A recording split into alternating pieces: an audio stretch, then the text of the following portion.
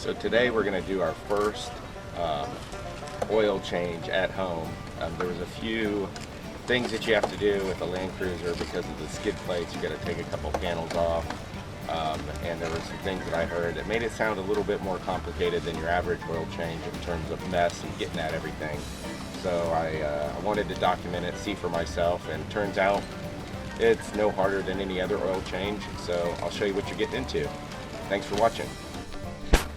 I had a little camera fail while I was actually draining the oil, but you're gonna see the transmission pan has a drain plug, and that is directly behind this plastic cover, and the skid plate is up ahead here, but this is just plastic, and as you can see, my actual cover here is missing. So you should have a cover here, and you take the couple screws out, the cover will drop, and then you can see your drain plug is right up in there, and should be good to go there. Just back that out and drain the oil into a pan. Now that the oil is drained and we have our nice full pan of oil here, I'm gonna slide this up a little, keeping my cardboard, and I'm gonna put my plug back in. That's back in there. I'm going to just snug that up a little.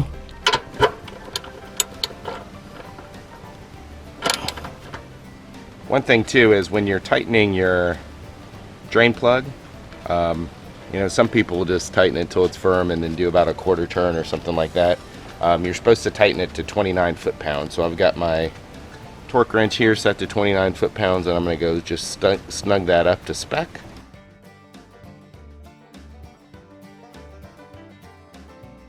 To get to the oil filter, you need to come right up under the front of the vehicle, and you're going to take a 12mm socket to remove this cover on the skid plate.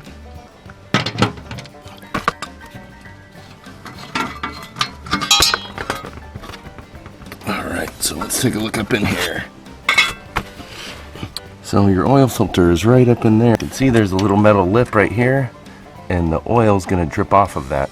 Crack that a little bit and let that drain for a minute into a pan. Then it won't make a big mess when you pull it off. We're using a 74 to 76mm filter wrench.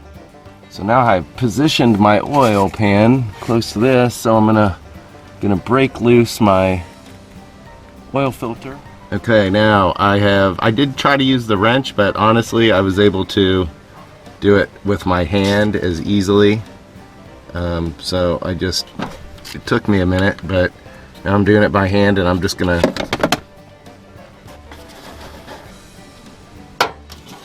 crack it until it starts to leak, but enough so that it drains out just like that. So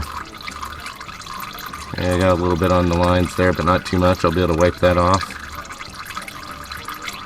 So I'm going to let that go for a few minutes.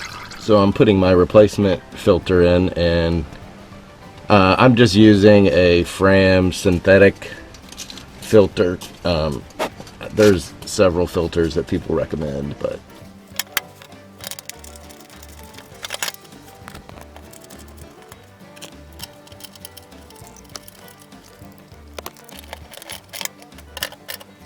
Alright, so everything's put back together, and now we are going to put in a little over 7, according to the spec, 7.2 quarts of 5W30. A lot of people choose to do Mobil 1. I am going to use synthetic, but I'm not using Mobil 1 today.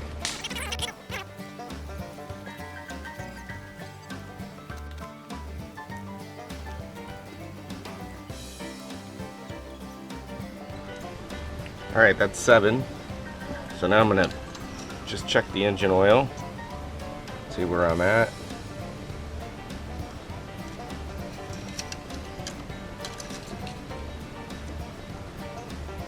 Alright, that's right at the full line, but once I start this up and cycle it, it's going to refill that oil filter, and then I'll need to add a little bit more. So Gonna go ahead and do that now.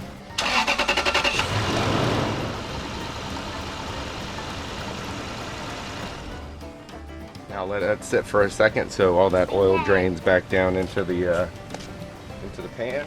Okay, now I've let this sit for a minute and I'm gonna check it again. Okay, yep, I'm just a little low of the top line. That's that 1/4 of a quart, 0.2 quarts. Just gonna go in here and just put a little bit more oil. Try to get it as close to 0.2 as I can. Being down a little is better than being over, because you don't want to overfill your oil. Alright, so that has brought me right up to the top there. So that is good to go. And I'll probably check it for a couple days just to make sure, every now and then, just to make sure I don't have any leaks and that I got the right amount in there.